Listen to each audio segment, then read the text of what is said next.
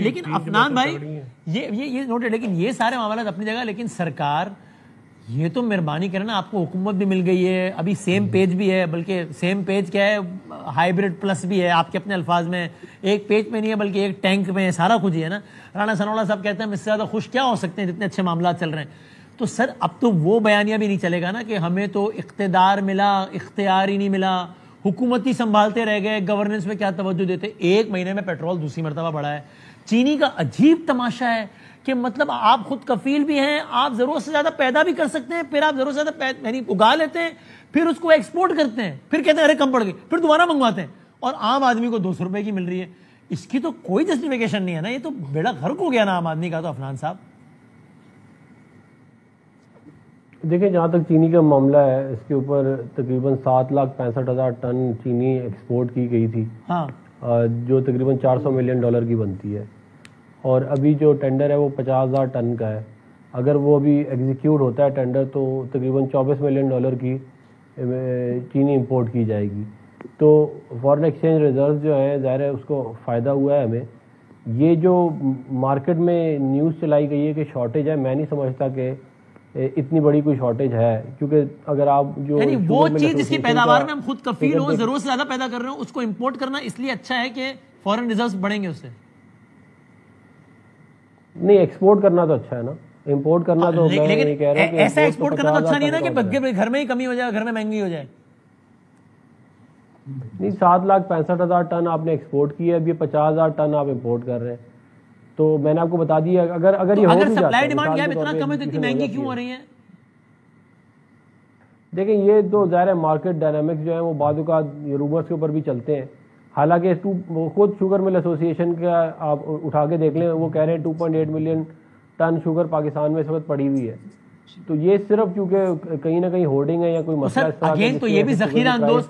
اب تو میں آپ کو وہ بیان یاد نہیں دلاتا، آپ کہتے تھے کہ عمران خان کی ATM مشین ہے جہانگیر ترین، وہ ذخیرہ اندوزی کرتے ہیں، اب تو وہ بھی ماشاءاللہ آپ کے ساتھ۔ تو یہ ذخیرہ اندوزی اگر کوئی کر رہا ہے تو آپ نہیں پکڑنا ہے، ریگولیٹر گورنمنٹ نہیں کرنا ہے، یہ کام تو عام آدمی کے لیے گورنمنٹ نہیں کرنا ہے نا، اپنے آپ کو پکڑیں گے۔ نہیں، آپ کی بات بالکل، اور شوگر مل سارے مالکان دائیں بائیں تو بیٹھے ہیں آپ کی، درست ہے۔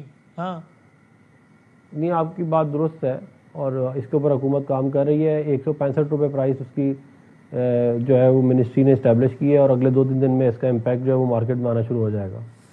تو یہ مولانا صاحب آپ بتائیں نا، اگر رمضان سے پہلے 109 روپے تھی، کیا کہہ رہے ہیں؟ ہاں 109، جی، اور ابھی 200 کے آس پاس۔ یہ چینی کی میں نے بات کی، مولانا صاحب کہتے ہیں نا کنیکشن ہی کٹ گیا۔ اگر آپ کو میری آواز آ رہی ہے اگر، تو آپ بتائیں کہ اگر آپ واقعی جو ہے وہ اندر سے نون لیگ پیپلز پارٹی کے ساتھ نہیں ملے ہوئے تو اس سے بڑا عوامی مسئلہ کیا ہوگا؟ اس میں کیوں ریلیاں نہیں نکالتے آپ کہ بھائی پیٹرول اتنا مہنگا، ڈیزل اتنا مہنگا، چینی مہنگی، کیا کر رہے ہو یار؟ وسیم بھائی بالکل آپ کی بات ٹھیک ہے۔ یہ ابھی دیکھیں، اس عفنان بھائی کی جو ٹیکنیکل انداز میں انہوں نے بات کی وہ اپنی جگہ پہ، لیکن اس مہینے میں 2 دفعہ پیٹرول اور ڈیزل کی قیمتوں میں اضافہ۔ پھر مجھے ایک بات کی سمجھ نہیں آتی، وہ یہ کہ یہ شوگر کا مسئلہ، چینی کا مسئلہ، یہ ہر حکومت کا مسئلہ کیوں بن جاتا ہے؟ یہ مسئلہ ہمیں عمران خان صاحب کی حکومت میں بھی نظر آتا ہے، یہ مسئلہ ہمیں شہباز شریف صاحب کی حکومت میں بھی نظر آتا ہے، اور پھر سب سے عجیب بات یہ ہے کہ اس کے امپورٹ کرنے نہ کرنے کا فیصلہ جو ہے وہ ہم IMF کی وجہ سے کرتے ہیں کہ جی IMF اعتراض کرے گا تو ہم واپس لے رہے ہیں، پھر ہم اس کی قیمت کا جو ہے وہ تعین کرتے ہیں۔ تو یہ ساری چیزیں ایسی ہیں کہ اس پر مسلم لیگ کی حکومت کو سنجیدگی سے سوچنا پڑے گا، ورنہ یہ خود دعوت دے رہے ہیں عوامی اس کو ایک بیداری کی لہر کو کہ پھر عوام جو ہے وہ روڈوں پر نکلیں گے، کیونکہ ان کے پاس پھر کوئی اور راستہ نہیں ہوگا۔ آپ نے نہیں سوچا اس معاملے پہ کوئی عوام کے لیے نکلنے کا؟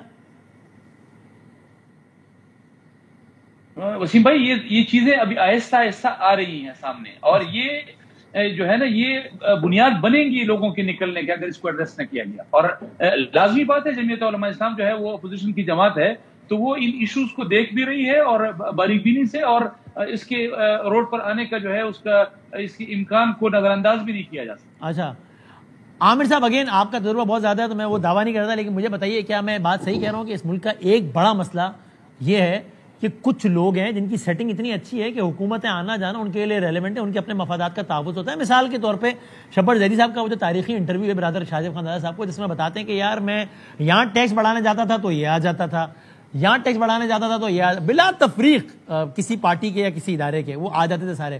اسی طریقے سے ہم سنتے ہیں, ہم نے تو پڑھا ہے ایوب خان صاحب, او جی ایوب فلاں ہائے ہائے کے نعرے لگ گئے کہ جناب یہ والا بحران آ گیا, اور یہ ماضی بعید ہو گیا, ماضی قریب آ جائے, بالکل کردار تبدیل ہے, کہانی ایگزیکٹلی وہی ہے. خان صاحب کا دور تھا, یہی ہو رہا تھا جی, چینی زیادہ پیدا ہوئی لیکن زیادہ اگانے کے بعد اس کے بعد جو ہے وہ آپ نے ایکسپورٹ کر دی, پھر مہنگے داموں امپورٹ کی اور پیسے چھاپ لیے.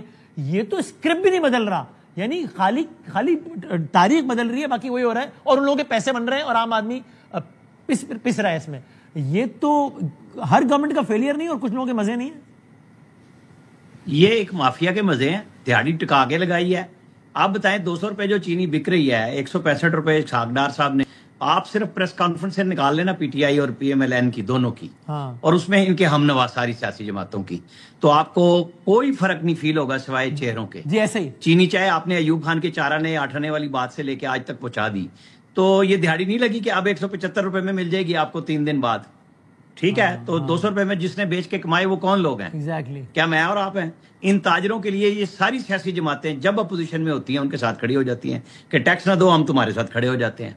جس پہ ٹیکس لگاؤ سوائے میرے اور آپ کے جو ہم تنخواہ دار ہیں, عام آدمی ہیں, جو ہر طرح سے پسا ہوا ہے کہ ڈائریکٹ ڈکیتی, یہ ڈکیتی ہوتی ہے حکومت کی کہ آپ کی تنخواہ میں سے وہ ڈائریکٹ ٹیکس کاٹ لیتے ہیں اور جواباً آپ کو کچھ نہیں دیتے. مطلب آپ دنیا بھر میں ٹیکس کٹواتے ہیں, بدلے میں آپ کو کوئی چیز تو ملتی ہے نا, یہاں گالیاں دینے کے علاوہ کیا دیتے ہیں. یہ مطلب کوئی حکومت ہو, شہباز شریف صاحب کو چاہیے اپنے خلاف ایک انکوائری کمیشن بٹھائیں کہ بھئی میں نے یہ آرڈر کیا. آپ کے ہی چینل کے اینکر ہیں محمد مالک, انہوں نے کہا جی ان کو گھر سے کہا گیا کہ آپ بڑھائیں گے ورنہ آپ نہیں رہیں گے, تو وہ بتائیں نا اس کی تردید اور وضاحت کیوں نہیں آتی. آنی چاہیے کہ بھئی یہ آپ نے غلط کہا ہے یا صحیح کہا ہے. کوئی تو بندہ بات کرے نا کہ یہ جو لوگوں کے ساتھ 25 روپے پر کے جی کتنے ملین ٹن چینی بک گئی اس دوران. یہ جو ہمارے بھائی افنان صاحب بتا رہے ہیں 50,000 صرف منگوائی ہے جی, تو 7,500 جب بھیجی تھی تو کیوں نہیں تھا خیال, تو 50,000 تو آئی نہیں ہے, تو آپ نے مکمکا کر لیا ساری شوگر ملوں نے کہ نہیں جی ہم قیمتیں کم کر دیں گے, تو چینی تو آئی نہیں ابھی تک, تو کیوں کم ہوئی؟ بتائیں نا, اس میں کوئی چیز سمجھنے والی ہے سوائے اس کے کہ گورکھ دھندا ہے اور پیسے بنائے گئے ہیں.